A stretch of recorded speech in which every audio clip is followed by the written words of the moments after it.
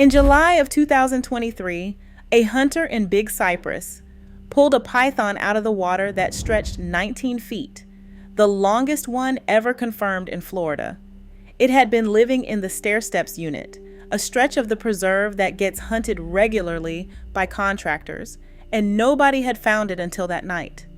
Burmese pythons have been established in the Everglades since around 2000, and in that time, Florida built an entire removal operation against them. Contracted hunters, public competitions, dogs trained to smell them out. And the animals doing the finding still can't tell you how many are left to find. Most people who click on a video like this already think they know the shape of the story. An exotic pet got loose or got dumped, and now a snake that never belonged in a Florida swamp lives there instead. That part's true. It's also close to the least interesting fact in the whole thing. The real question is, what happened after that first snake got loose? Florida had already spent decades building, for reasons that had nothing to do with reptiles, almost every condition a Burmese python needs to survive a winter, disappear into the interior, and grow past the size of anything that could eat it. The python didn't beat a defense the state built against it. There wasn't one, because nobody pouring concrete for a flood canal in 1948 was thinking about snakes at all. There was no wall to breach. There was only a habitat, engineered over a century for completely different reasons, waiting for something that could use every piece of it. Most invasive species stories follow a familiar shape. An animal escapes, it finds gaps in an ecosystem's defenses, and it exploits them before anyone can react. This one runs backward. The gaps came first, decades before the animal did, built by people solving completely different problems, draining swampland, warming a coastline, deciding where a canal should go. The python didn't slip through anything. It walked into a structure that had already been standing since before it was born. Follow that list of conditions in order. Each one only starts to matter once the last one is already in place. It begins with a transaction that has nothing to do with the Everglades, a snake changing hands in a pet store, decades before anyone was standing in a canal in Big Cypress. Every invasion starts with a pathway, and this one starts with commerce, not biology. Between 2004 and 2013, the United States imported more than 1.2 million live constrictor snakes across 13 species, arriving through ports in Miami, Los Angeles, Dallas-Fort Worth, Baltimore, Detroit, Chicago, San Francisco, and Houston. That's roughly the population of Dallas, Texas, moving through as cargo in less than a decade, headed for pet stores and private buyers with almost no restrictions on who could own one. Miami was the largest port of entry for that traffic, sitting adjacent to the only wetland in the country where the animal could establish a breeding population. Burmese pythons became part of that trade in the 1970s. They were popular for the same reasons a lot of exotic pets are popular: striking pattern, calm temperament in captivity, and a hatchling small enough to fit in a shoebox. What the market didn't advertise as clearly was the adult size. A Burmese python can top 18 feet and 200 pounds, and plenty of owners who bought a 2-foot snake found themselves years later with an animal too large and too expensive to keep. Florida had no real system tracking what happened to those snakes once they left the store, so nobody was counting escapes or releases as they happened. The existence of a breeding wild population by around 2000 is itself the evidence that enough animals got loose to start one. One detail almost always gets bolted onto this part of the story, and it doesn't hold up as cleanly as it sounds. Hurricane Andrew hit South Florida in 1992, and the popular version says it tore open a python breeding facility and released hundreds or thousands of snakes straight into the Everglades. Andrew was real, and it's plausible the storm damaged buildings that housed exotic animals, including snakes. What's missing is a primary source that counts how many pythons got out, or one that ties that single event directly to the population that took hold. The federal government's own analysis of how these snakes entered the country treats the pet trade as the main pathway and doesn't lean on the hurricane as the explanation. The more defensible read is less dramatic. It's years of small, ordinary escapes and releases, with Andrew possibly adding to the total rather than starting it. By the time anyone was tracking python sightings in Everglades National Park through the 1990s, the animal was already loose and already breeding. Regulation came slowly. The South Florida Water Management District petitioned the U.S. Fish and Wildlife Service in June of 2006 to restrict Burmese pythons under the Lacey Act, the federal law used to control injurious wildlife. That petition didn't turn into a final rule until January of 2012, and it took effect that March, banning the import and interstate transport of Burmese pythons and 3 other large constrictor species. Florida's own Fish and Wildlife Conservation Commission went further in 2021, listing Burmese pythons as a prohibited species, which means nobody can buy, sell, breed, or keep one as a pet anymore without a permit for education or research. Both rules stop new pythons from entering the trade. Neither one does anything about the ones already breeding in the Everglades, which by 2012 already had a 12-year head start.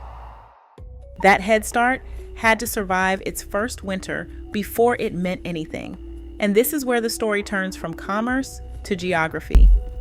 Florida sits far enough south that its winters rarely include the kind of hard, sustained freeze that would kill off a tropical reptile population before it gets established.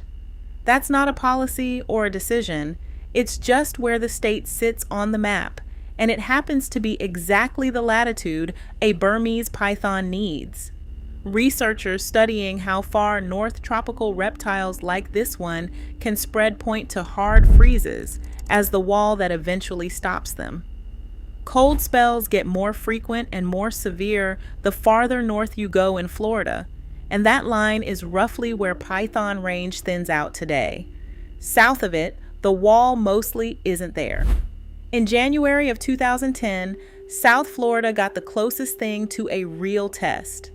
A record cold spell settled over the region from the 2nd to the 11th of the month, and researchers tracking pythons in and around Everglades National Park were positioned to measure exactly what it did to them. Of 10 radio-tagged pythons being monitored, 9 died. The research team didn't just count who lived. They tracked body temperature data from the radio-tagged pythons through the entire event, which is how they know some of them made the wrong call under stress, coming out to bask in weak winter sun instead of retreating into shelter. A response like that works fine in Southeast Asia. In South Florida that January, it was fatal.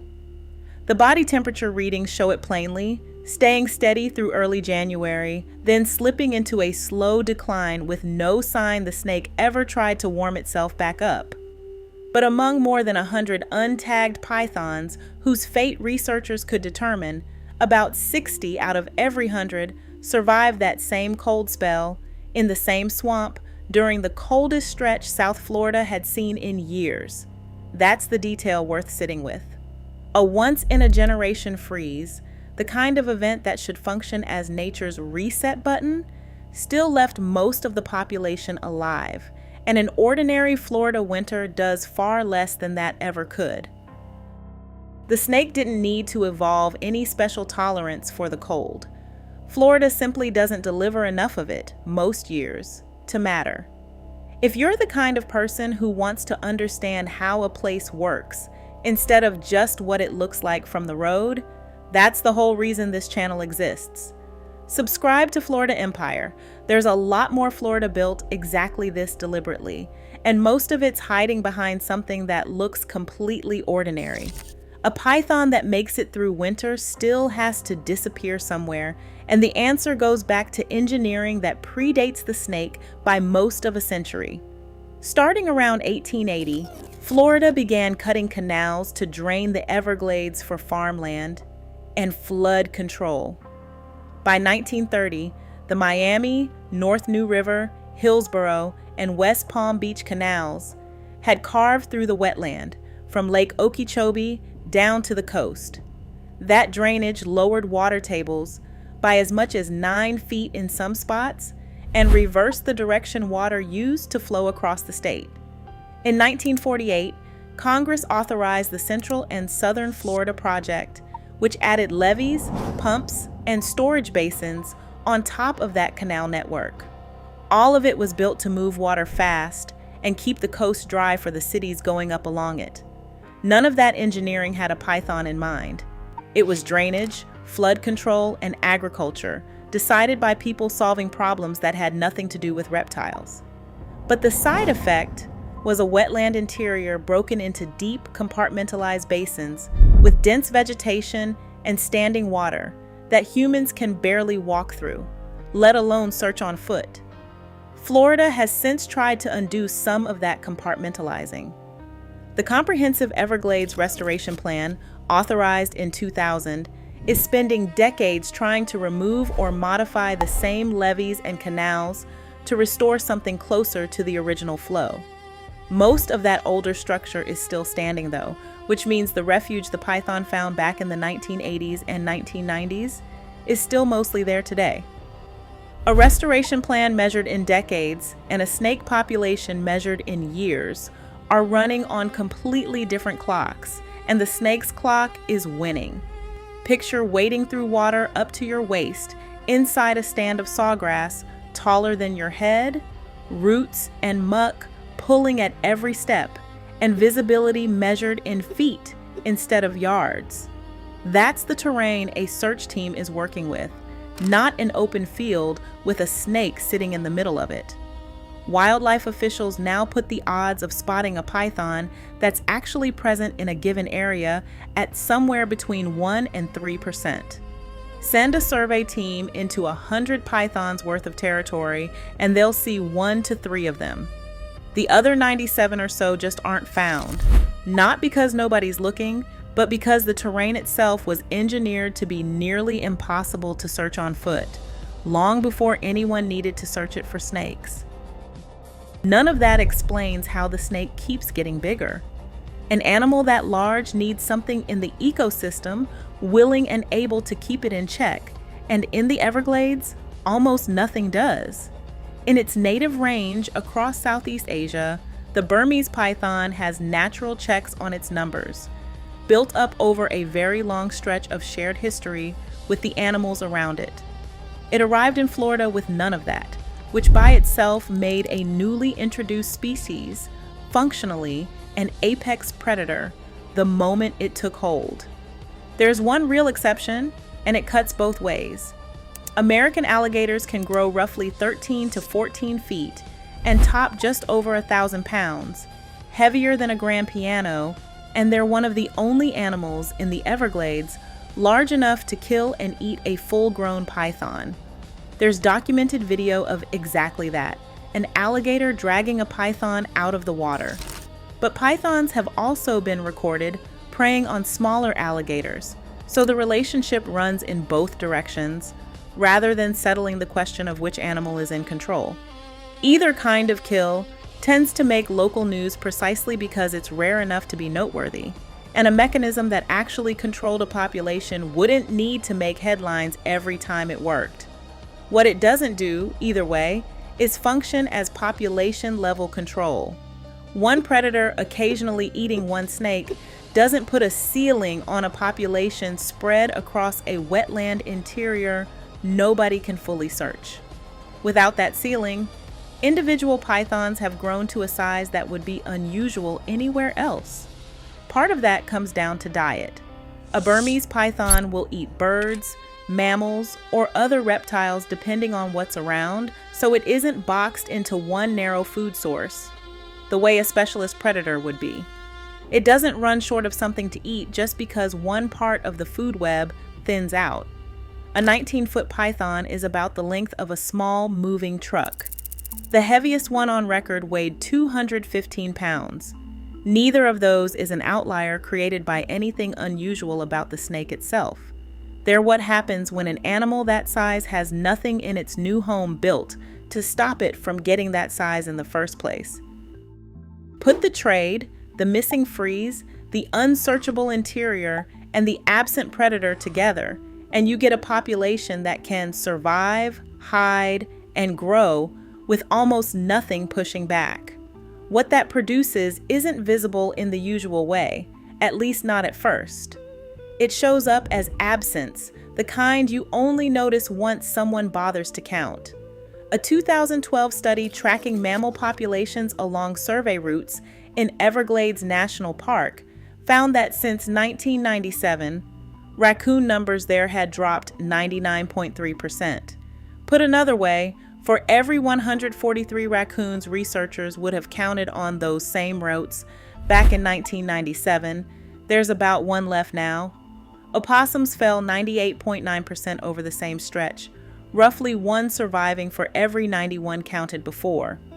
Bobcats dropped 87.5%, which works out to 1 in 8 remaining.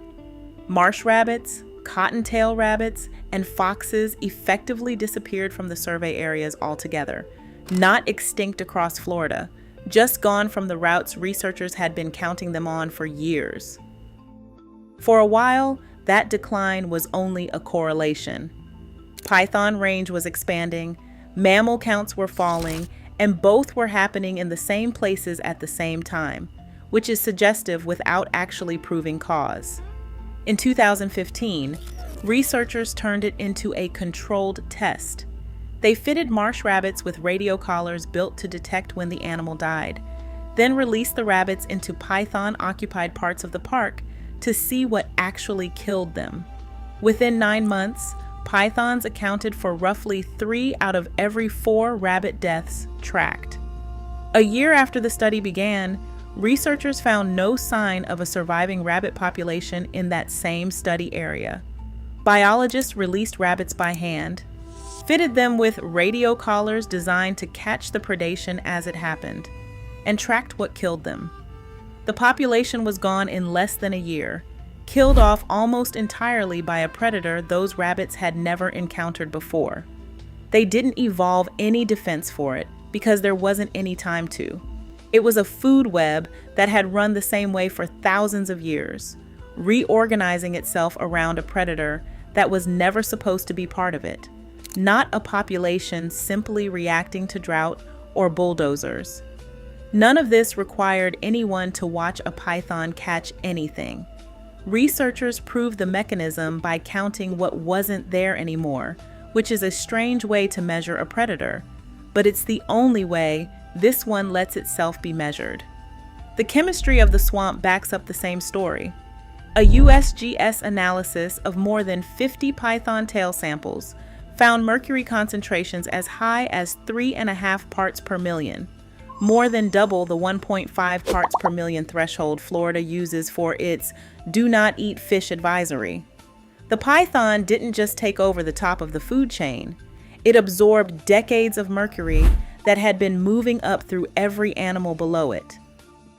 Once the cost became measurable enough for state agencies to put a name and a budget line on it, Florida built a response. And the shape of that response tells you something about how hard the problem actually is. No single method works well enough on its own. The state ended up stacking several different ones on top of each other. The largest piece is contracted removal.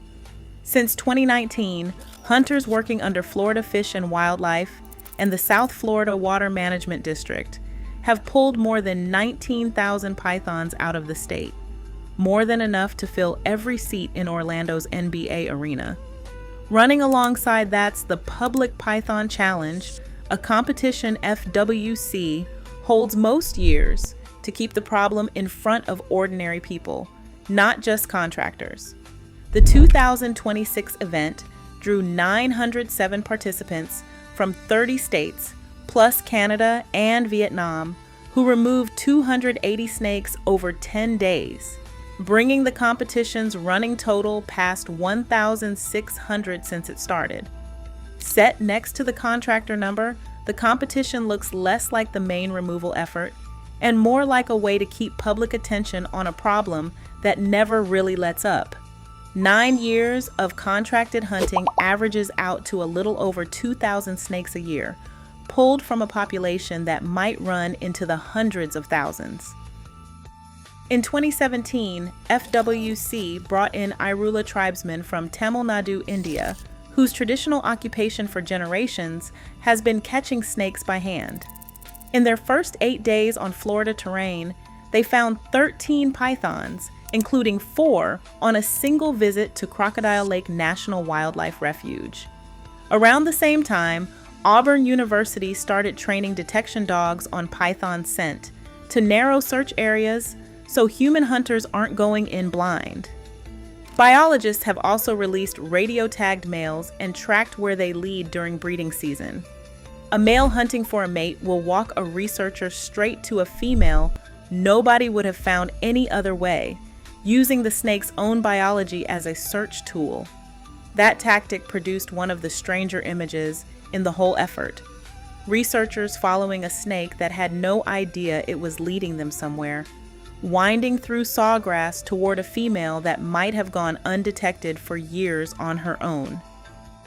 Every method exists because any single approach falls short in terrain that was never meant to be searched. Stack them all together, contractors, a public competition, imported expertise, trained dogs, and radio-tagged scouts, and the removal totals climb every year. What doesn't move nearly as much is the number underneath all of it, the one nobody has pinned down. Look at the chain again, all the way back to the Big Cypress capture. The pet trade put the species within reach. Escapes and releases put it in the wild. A subtropical climate without hard freezes let it survive its first winter and every one since. A century of drainage engineering built for flood control and farmland gave it terrain nobody could search. Terrain the state is still, decades later, trying to partly undo. The absence of any real predator let it grow past anything that could stop it. None of those conditions were built for a python.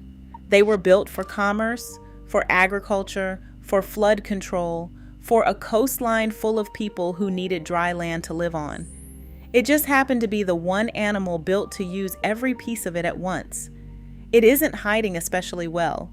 It's living inside a system that got built, piece by piece, over the better part of a century, by people who never once intended to build a habitat for anything at all. If you live in South Florida or you've thought seriously about moving there, none of this is really about the snake. That's not the real subject. It's about how much of the ground under any of it got decided somewhere else, on paper, years before a single house ever went up nearby. The python just happens to be the clearest example anyone's ever gotten to see of how that works. That's also where the number this video opened on and never answered comes back into the story. Nobody knows exactly how many Burmese pythons are in the Everglades right now. The estimates researchers cite run from roughly 30,000 up to 300,000, a range wide enough that the upper number alone is close to how many people live in Orlando. That range hasn't narrowed as removal efforts have grown, because the 1 to 3% detection rate hasn't changed either.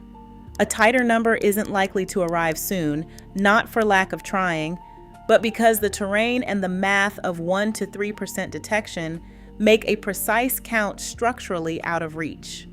More hunters searching the same unsearchable terrain still only find what that terrain allows anyone to find. The number describing how many more are still in there is the one thing, after decades of drainage records, trade data, and removal totals, that nobody in this story can give you. The most honest answer Florida has for how many pythons are in the Everglades right now is still a range wide enough to hide an entire city inside it. It's what a state gets when it spends a century engineering a place before it understands everything that place could hold. Florida keeps doing this, building something deliberate and calling it ordinary. If that pattern interests you, subscribe to Florida Empire.